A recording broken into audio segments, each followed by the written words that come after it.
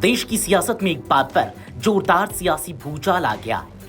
आम आदमी पार्टी के 7 राज्यसभा सांसदों के अचानक भाजपा में शामिल होने से राजनीतिक तापमान 7वें आसमान पर पहुंच गया है। विपक्षी दल इस घटनाक्रम को लोकतंत्र पर हमला बताते हुए केंद्र सरकार पर तीखे आरोप लगा रहे हैं। इसी बीच आपने पलटवार करते हुए बड़ा दांव खेला है। पार्टी नेता संजय सिंह ने साफ किया है कि पार्टी ने राज्यसभा सभापति से इन 7 सांसदों की सदस्यता खत्म करने की मांग की है। आपका आरोप है कि पार्टी छोड़ने के बावजूद सांसद पद पर बने रहना लोकतांत्रिक मूल्यों के खिलाफ है। अब इसी सियासी घमासान में अगला कदम क्या होगा, इस पर सबकी नजर टिकी है। पार्टी नेता संजय सिंह ने जानकारी दी कि आम आदमी पार्टी ने राज्यसभा के सभापति को एक याचिका दी है, जिसमें उन 7 सांसदों की सदस्यता खत्म करने की मांग की गई है, जिन्होंने पार्टी छोड़ दी है।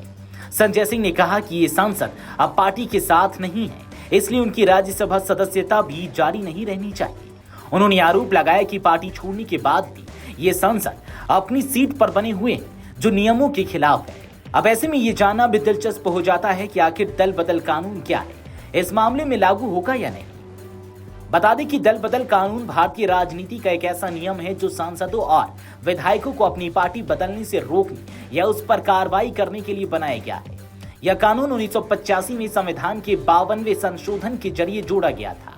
इसका मकसद था कि चुने हुए जनप्रतिनिधि चुनाव जीतने के बाद अपनी पार्टी छोड़कर दूसरी पार्टी में न चले जाएं, क्योंकि इससे जनता के वोट और भरोसे का अपमान माना जाता है। ऐसे में अगर कोई सांसद या विधायक अपनी पार्टी छोड़ देता है या पार्टी व्हीप यानी कि अनुशासनात्मक आदेश का उल्लंघन करता है, तो उसकी सदस्यता खत्म की जा सकती है। इसका फैसला संबंधित सदन के अध्यक्ष या सभापति करते हैं। हालांकि इस कानून में एक छूट भी है। अगर किसी पार्टी के कम से कम 1/3 सदस्य मिलकर अलग गुट बना लेते हैं, पहले यह नियम था, अब संशोधन के बाद यह बदल चुका है, या किसी पार्टी का विलय दूसरी पार्टी में हो जाता है, तो उस स्थिति में उन्हें अयोग्य नहीं माना जाता। अब सवाल ये उठता है कि अगर आम आदमी पार्टी के सांसदों ने पार्टी छोड़कर भाजपा का दामन थामा है, तो क्या उन पर दल बदल कानून लागू होगा या नहीं। इस बात को ऐसे समझिए कि इस बात पर निर्भर करेगा कि उन्होंने किस प्रक्रिया से पार्टी छोड़ी और क्या यह त्याग नियमों के अनुसार सही माना गया या नहीं। अंतिम फैसला राज्यसभा या लोकसभा के सभापति के पास होता है, जो सभी तथ्यों की जांच के बाद तय करते हैं कि सदस्यता खत्म होनी चाहिए या नहीं। अब जान लीजिए कि पार्टी छोड़ने वाले नेताओं का क्या जनाधार है।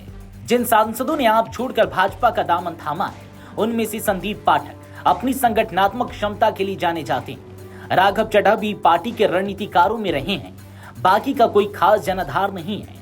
ऐसे में इन सब के भाजपा में आने से पार्टी को पंजाब में कोई लाभ मिलने की संभावना क्षीण ही है, सिवाय आप में घमासान का नैरेटिव गढ़ने की। वैसे भी पंजाब में भाजपा हाशिए की और हिंदूवादी पार्टी मानी जाती है। बहुसंख्यक सिख उसे संदेह की नजर से देखते हैं। पिछले विस चुनाव में भी भाजपा पंजाब में 73 सीटों पर लड़ी थी और केवल 2 सीटें जीत पाई थी। उसका शिरोमणि अकाली दल के साथ चला बरसों पुराना गठबंधन भी टूट गया, जबकि पंजाब के मतदाताओं ने राज्य में पूर्व में सत्तारूढ़ कांग्रेस की जगह आम आदमी पार्टी का विकल्प चुन लिया। अलबत्ता इस दल बदल से पंजाब के मतदाताओं में यह संदेश तो गया ही है कि सत्तारूढ़ पार्टी आप में भीतर घमासान मचा है। हालांकि इससे नैरेटिव से वहां के मतदाता का मानस कितना बदलेगा कहना मुश्किल है। राजनीतिक जानकार इसे पंजाब में पार्टी को मजबूत करने की भाजपा की पहल के रूप में देख रहे हैं, जो परोक्ष रूप से कांग्रेस के लिए चुनौती भी है। हालांकि कांग्रेस वहां अगला विस चुनाव किस तरह लड़ेगी, यह काफी कुछ केरल विस चुनाव जीतने पर भी निर्भर करेगा, जहां पार्टी सत्ता की मजबूत दावेदार है।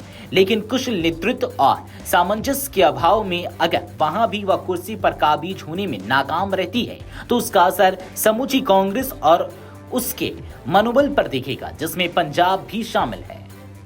Video desk amarujala.com। अगर आप ये वीडियो YouTube पर देख रहे हैं तो हमारे चैनल को सब्सक्राइब कर बेल आइकन दबाएं और Facebook पर देख रहे हैं तो हमारे पेज को लाइक करें।